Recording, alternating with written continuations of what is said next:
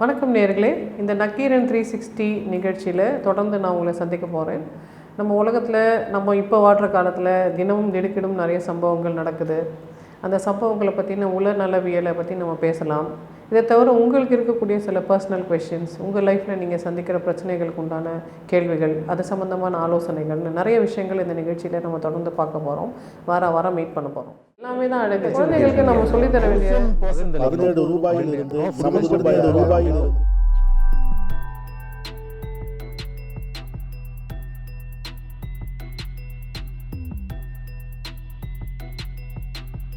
காதல் என்பது ஏற்கனவே மூளையில் முன்பதிவு செய்யப்பட்ட ஒரு உந்துதல்.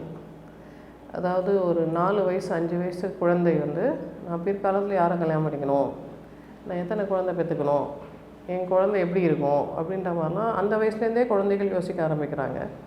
அதை யோசித்து பார்க்குற பெரியவர்களெல்லாம் நபர்களெல்லாம் சந்திக்கிற நபர்களெல்லாம் அவங்க மனசுக்குள்ளே ஒரு உருவகப்படுத்தி, இந்த மாதிரி குணங்கள் எனக்கு பிடிக்குது, இந்த மாதிரி குணங்கள் எனக்கு பிடிக்கல, இந்த மாதிரி உயரம், இந்த மாதிரி நிறம், இந்த மாதிரி தன்மை, இந்த மாதிரி பேச்சு சுவாரஸ்யம், ஏதோ அவங்களுக்கு சந்திக்கிற மனிதர்களை வைத்து இதெல்லாம் தான் எனக்கு பிடிக்குது, எனக்கு பிடிச்ச மாதிரி ஒரு கேரக்டர் எப்போ கிடைப்பாங்க, அந்த கேரக்டரோட நான் எப்போ ரிலேஷன்ஷிப் ஸ்டார்ட் பண்ணுவேன்றது ஆண் குழந்தைகளுக்கும் சரி பெண் குழந்தைகளுக்கும் சரி வயசுக்கு வரதுக்கு முன்னாடியே அந்த உந்துதல் இருக்குன்றதுனால இது அவங்க மூளையில் இருக்கிற ஒரு தீவிரமான அழுத்தமான வலிமையான முன்பதிவு. இது வயசுக்கு வந்தோடனே அந்த பருவ ஹார்மோன்ஸ் ஊற்றெடுக்கும் பொழுது அவங்களுக்கு இது அதிகமாக தூண்டப்படுது.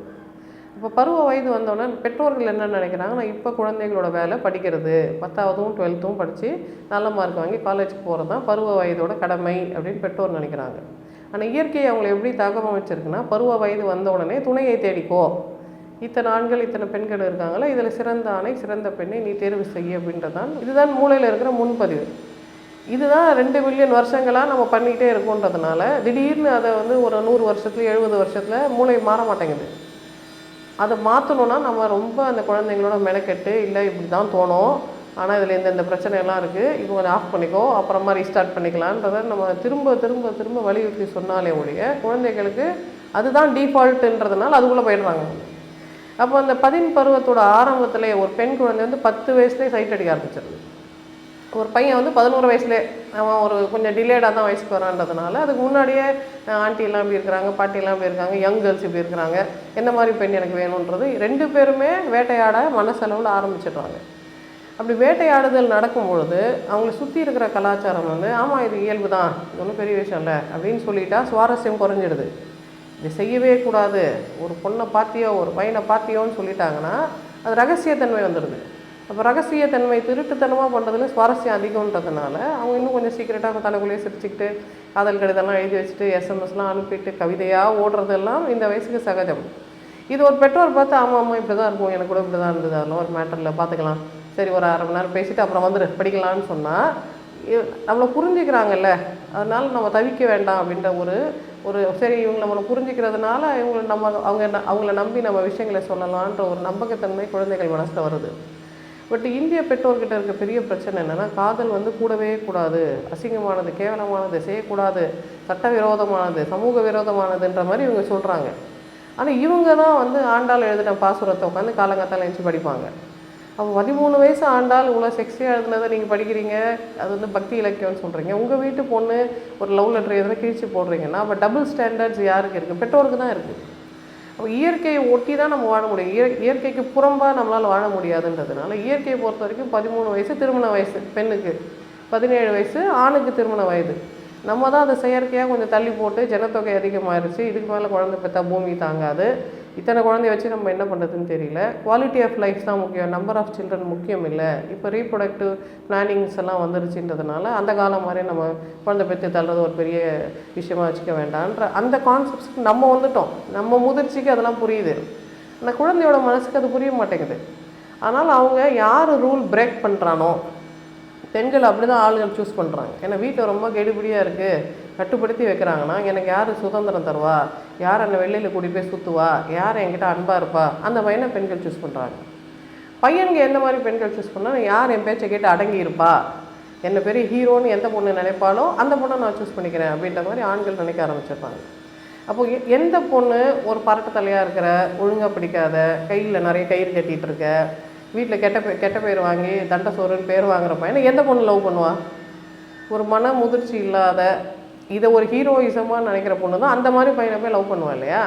ஸோ அந்த பொண்ணுக்கும் இந்த பையனுக்கும் மேட்ச் ஆகிடுச்சுன்னா அவங்க எனக்கு வேண்டியது கிடச்சிச்சு, உனக்கு வேண்டியது கிடச்சிச்சு, நம்ம டீம் கரெக்டாக தான் இருக்குன்ற மாதிரி அவங்க இதை செயல்பட ஆரம்பிச்சிடுறாங்க. பட் அதில் ஆரோக்கியமான போக்கு இருக்கா? இந்த பொண்ணு இதுதான் வாழ்க்கையில் முக்கியம்னு நினைக்கிறது ஆரோக்கியமா? இந்த பையன் இதை போய் ஹீரோயிசம்னு நினைக்கிறது ஆரோக்கியமானு பார்த்தா உண்மையில் அது ஆரோக்கியம் இல்லை. அப்போ இந்த ஆரோக்கியமற்ற போக்கு இந்த குழந்தைங்களுக்கு ஏன் வந்ததுன்னா, அவங்கள வளர்க்கும் போது நம்ம அவங்களுக்கு இதுதான் விஷயம், இதுதான் வாழ்க்கையில் முக்கியமானது, ஒரு ஆண் வந்து தன்மானத்தோடு இருக்கணும், ஒரு பெண் வந்து இன்னும் கொஞ்சம் கெட்டிக்காரத்தனமாக இருக்கணுன்ற விஷயங்களே நம்ம சொல்லித்தராமல் இந்த பொண்ணை ஒரு பிரின்சஸ் மாதிரியும் அந்த பையனை ஒரு தருதலை மாதிரியும் வளர்த்து விட்டுட்டோம்னா அது ஆக்சுவலி அந்த பசங்களோட குற்றமே இல்லை, அது பெற்றோரோட சமுதாயத்தோட குற்றமாக கூட இருக்கலாம். ஸோ இந்த கரெக்ஷன்ஸ் எல்லாம் நம்ம பண்ணாதான் குழந்தைங்களுக்கு நல்ல விஷயங்களை நம்ம சொன்னாலும் அது ஏற்றுக்கிற மனப்பான்மை அவங்களுக்கு வரும்.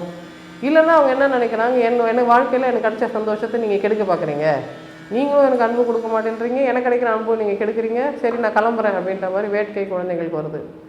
இதுவும் போக பெண்கள் எப்படி இதில் போய் லாக் ஆகிறாங்கன்னா, ஆண்களுக்கு இந்த செக்ஷுவல் ஃபீலிங்ஸ் அதிகமாக இருக்குது. கூடிய சீக்கிரம் செக்ஸ் வச்சுட்டோம்னா இந்த பொண்ணு என்ன தவிர வேறு எந்த பையனையும் பார்க்காதில்ல, ஸோ இந்த பொண்ணை நான் அட்டாக் பண்ணி எனக்குன்னு பிளாக் பண்ணி வச்சுக்க முடியுன்ற மாதிரி ஆண்கள் இது ஒரு பிளானாகவே இந்த பெண்ணை செக்ஷுவலாக நம்ம இருந்துட்டோம்னா இந்த பொண்ணு வேறு யாரும் யோசிக்க மாட்டா, ஒருவேளை யாராவது பார்த்தா கூட நம்ம கேட்கலாம், நீ என்னடி பத்தினியாடி ஏன்டி எவ்வளோ பார்த்தேன்னு கேட்டால் இப்படி அவளை இமோஷ்னலி பிளாக்மெயில் பண்ணி செக்கிலேயே வைக்கலாம், அப்போ தான் அடங்கி இருப்பா அப்படின்றது ஆண்கள் ஒரு யுக்தியாக பயன்படுத்துகிறாங்க.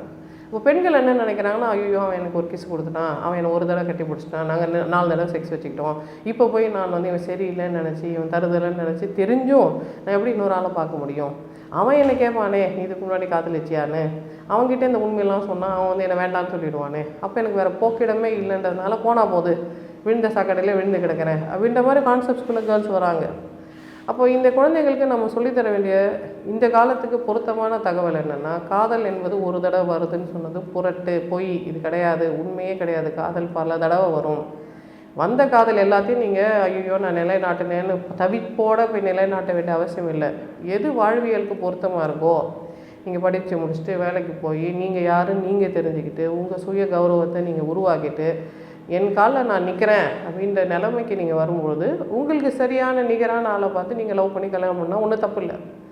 ஆனால் நீங்கள் 8 வயசில் 8வது படிக்கும் போதே லவ் பண்ணிட்டீங்க, அந்த பையன் அப்புறம் ஃபெயில் ஆகிட்டான், அதுக்கப்புறம் வேலைக்கு போகல, ஆனால் நீங்கள் வந்து நல்லா படிக்கிற பொண்ணு, அவனுக்காக நான் படிப்பு நிறுத்திட்டு அவனுக்கு ஈக்குவலாக நான் என்ன ஆக்கிக்கிறேன்னு சொன்னீங்கன்னா உங்களோட முன்னேற்றத்தை நீங்களே தடை பண்ணிங்கன்னா அது எப்படி சாத்தியக்கூறுக்கு செட் ஆகும்? அது நல்லதில்லை இல்லையா? ஸோ இந்த மாதிரி பெண் குழந்தைங்களுக்கு நீ கரெக்டாக சூஸ் பண்ணுமா அப்படின்றத சொல்லித்தர வேண்டியதாக இருக்குது. ஆண் குழந்தைக்கு நீ நல்ல சிறந்த ஆண் மகனாக இரு, அவன் சூஸ் பண்ணுற அளவுக்கு நீ ஒரு கெட்டிக்காரனா உழைக்க தெரிஞ்சவனா நான் இருப்பா அப்படின்னு சொல்லித்தர வேண்டியது அவசியமாகுது. பட் இது ரெண்டும் அவங்களுக்கு நம்ம வெளிப்படையாக அவங்ககிட்ட பேசுகிறோமான்னு பார்த்தா சொல்கிறதில்ல. நீ படி நீ வீட்டை பாரு, நீ படி நீ வீட்டை பாருன்னு தான் சொல்கிறோமே தவிர 2 பேருமே சமமாக வளருங்க, ஈக்குவலான பார்ட்னர்ஷிப்பை சூஸ் பண்ணுங்கள், அப்போ தான் ஹாப்பியாக இருக்க முடியுன்ற அந்த கான்செப்ட்ஸை நம்ம குழந்தைங்களுக்கு நம்ம முன்கூட்டியே பதின் பருவத்தோட ஹார்மோன்கள் ரத்தத்தில் ஊற ஆரம்பிக்கிறதுக்கு முன்னாடியே சொல்லி கொடுத்துட்டோம்னா இதுதான் டிசைன், நம்ம இந்த வயசுக்கு வருவோம், அதுக்கப்புறம் பசங்களை நமக்கு பிடிக்க ஆரம்பிக்கும், இந்த மாதிரி பையனாக பார்த்து சூஸ் பண்ணிக்கணும், இல்லை இந்த மாதிரி பொண்ணாக பார்த்து சூஸ் பண்ணிக்கணும், கொஞ்ச நாள் லவ் பண்ணணும், அதுக்கப்புறம் வேலைக்கு போய்ட்டு கல்யாணம் பண்ணிக்கணுன்ற கான்செப்ட்டுக்கு குழந்தைங்கள் வந்துட்டாங்கன்னா அந்த சட்டத்துக்குள்ளேயே அவங்க யோசிக்கிறாங்க. நம்ம எதுவுமே சொல்லித்தராமல் ஃப்ரீயாக விட்டுட்டு லவ் பண்ணிட்ட பிறகு மட்டும் கோவப்பட்டோம்னா நீங்கள் சொல்லவே இல்லை இப்போ எதுக்கு வந்து கேள்வி கேட்குறீங்கன்ற மாதிரி அவங்க கேள்வி கேட்குறதும் நியாயமானது தான். ஸோ நம்ம பேரண்டிங்கில் கொஞ்சம் சேஞ்சஸ் பண்ணணும், சோஷியலி சில சேஞ்சஸ் பண்ணணும். சினிமாக்காரர்களை பொறுத்த வரைக்கும் அவங்க வந்து ஒன்றுமே செய்யாத உருப்படாத பையனுக்கு ஒரு பிரின்சஸ் கிடைக்கிற மாதிரி கதையை திரும்ப சொல்கிறதுனால பாய்ஸ் என்ன நினைக்கிறாங்கன்னா, ஒன்றுமே செய்யாமல் நான் உருப்படி இல்லாமல் இருந்தால் கூட ஒரு பிரின்சஸ் எனக்கு கிடைச்சே தீருவா, ஏன்னா நான் தானே ஹீரோ மெட்டீரியல், அப்படி தானே சினிமாவில் வருதுன்னு நினைக்கிறாங்க. ஸோ அவங்க ரொம்ப நமக்கு சாதக பாதகமான மனிதர்கள். ஏன்னா நம்ம ஒரு சயின்டிஃபிக்காக ஒரு விஷயம் சொல்கிறோம், ஆனால் சயின்ஸ் புரிகிறதோட சினிமா தான் குழந்தைகளுக்கு நல்லா புரியும். ஸோ அவங்களும் கொஞ்சம் ஒத்துழைச்சி கொஞ்சம் ஆரோக்கியமான போக்குகளை சினிமாவில் காமிச்சாங்கன்னா இது ரெண்டும் சயின்ஸும் கரெக்டாக சொல்லுது, சினிமாவும் அதே தான் சொல்லுது, இதை நம்ம ஃபாலோ பண்ணலான்னு குழந்தைங்களுக்கு ஒரு தெளிவு வரும். நாங்கள் ஒன்று சொல்லி அவங்க எதிராக இன்னொன்று சொல்லும் பொழுது ஆப்வியஸ்லி சினிமா தான் ஜெயிக்கும், ஏன்னா அதுதான் உணர்ச்சிகளை தூண்டுற ஒரு கருவின்றதுனால அது ஜெயிக்குது. ஸோ அவங்க கொஞ்சம் கோஆப்ரேட் பண்ணணும்னு கேட்க வேண்டிய நிலைமையில் நாங்கள் இருக்கோம்.